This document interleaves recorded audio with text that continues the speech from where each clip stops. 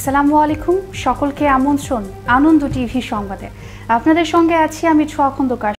শিক্ষা মন্ত্রণালয় ঘোষিত ডিপ্লোমা ইঞ্জিনিয়ারিং শিক্ষা কোর্সে সকল বয়সীদের ভর্তি সুযোগ বাতিল করে 2019 সালের নীতিমালা অনুযায়ী ভর্তি কার্যক্রম শুরুর দাবি জানিয়ে সংবাদ সম্মেলন করেছে ডিপ্লোমা ইঞ্জিনিয়ারিং ছাত্র শিক্ষক সমন্বয় পরিষদ। সোমবার ঢাকা রিপোর্টার্স ইউনিটিতে বক্তারা অযৌক্তিক ও বৈষম্যমূলক ভর্তি নীতিমালা বাস্তবায়ন না করতে সরকারের প্রতি আহ্বান জানান।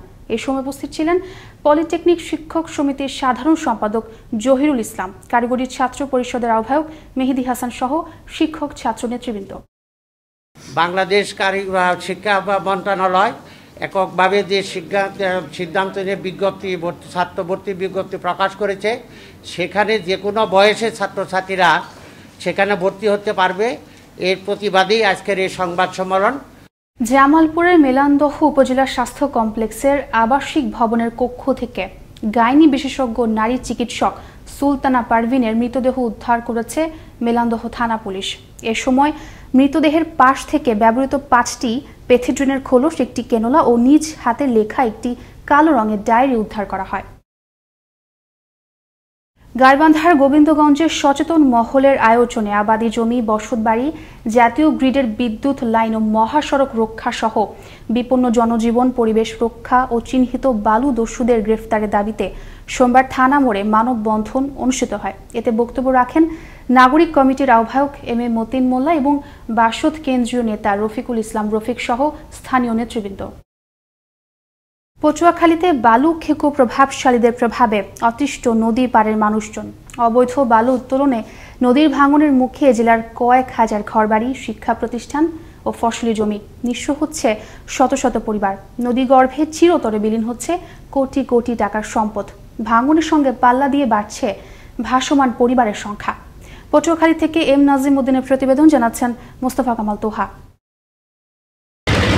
পটুয়াখালী জেলার বাউফলের তেঁতুলিয়া, গলাচিপা ও রাঙ্গাপালির বুড়া গৌরাঙ্গ নদী এবং কলাপাড়ার রাবনাবাদ নদী থেকে প্রতিদিন অন্তত 20টি ড্রেজার অব্যাহতভাবে বালু উত্তোলন করছে। বেশ কয়েকটি প্রতিষ্ঠান স্থানীয় রাজনৈতিক প্রভাবশালীদের সাথে সিন্ডিকেটের মাধ্যমে এভাবে বালু উত্তোলন করায় চরম ঝুঁকির মধ্যে পড়েছে নদী ভাঙন কবলিত বাউফলের ধুলিয়া, গলাচিপার পানপট্টি, চরকাজল, রাঙ্গাবালির ছোট বাইশদিয়া ও কলাপাড়ার ধুলাসর এলাকার নদী পাড়ের বসতভিটা ও ফসলি জমি। ভাঙন ঝুঁকিতে পড়েছে চলাচলের রাস্তা, কালভার্ট। এতে জেলেদের মাছ ধরাও বন্ধ। নদী ভাঙনে আমরা অসহায় হয়ে রয়েছি, সরকার মতন কেয়ার নেয় না। বালি উঠে দেখি নদী ভাঙে বেশি, আমরা বাড়তে থাকতে পারি না। যেই নদী ভাঙ্গুলি কিন্তু কথা আবারও ভাঙ্গা শুরু হওয়া ধরছে। এই ড্রেজার দিয়ে যে বালিকাড়ে, এই বালিকাড়া যদি বন্ধ হয়, সরকার যদি বন্ধ করে, তাহলে মূলত কথা আমরা নদী ভাঙ্গুলি রেহাই পাবো, মুক্তি পাবো। এই ড্রেজার যদি আমাদের এই নদীর থেকে যদি বারবার কাটে, আমরা ভাঙ্গুলির মধ্যে থেকে আমরা বাঁচতে পারতেছি না। এ বিষয়ে পটুয়াখালী জেলার জেলা প্রশাসকের সঙ্গে কথা হলে তিনি জানান কঠোর আইনি ব্যবস্থা গ্রহণ করার। যদি কেউ অবৈধভাবে বালু উত্তোলন করে বা পরিবেশের ক্ষতি করে, তাহলে একটা কার্যক্রম এটা আমরা করে থাকি। যারা এই অবৈধ কাজটি করছেন তাদের বিরুদ্ধে কঠোর আইনি ব্যবস্থা গ্রহণ করার কথা জানালেন নৌ পরিবহন প্রতিমন্ত্রীও। প্রশাসন, আইন শৃঙ্খলা রক্ষাকারী বাহিনী, আমাদের প্রধান বলেন, নৌ পুলিশ বলেন বা আইন শৃঙ্খলা রক্ষাকারী বলেন, আমরা কিন্তু এটার ব্যাপারে পদক্ষেপ নিচ্ছি। আইনের মধ্যে কেউ না, বাংলাদেশে আইনের শাসন আমরা প্রতিষ্ঠা করেছি, অর্থাৎ আইন মানে চলতে হবে। কঠোর আইনি ব্যবস্থা গ্রহণ এবং বাস্তবায়নের মাধ্যমে দ্রুত বালু উত্তোলন বন্ধ করবে প্রশাসন, রক্ষা পাবে নদী পাড়ের মানুষের জীবিকা, সম্পদ। এমনটাই প্রত্যাশা পটুয়াখালীর ভুক্তভোগী এলাকাবাসী। মোস্তফা কামাল তোহা, আনন্দ টিভি, ন্যাশনাল ডেস্ক।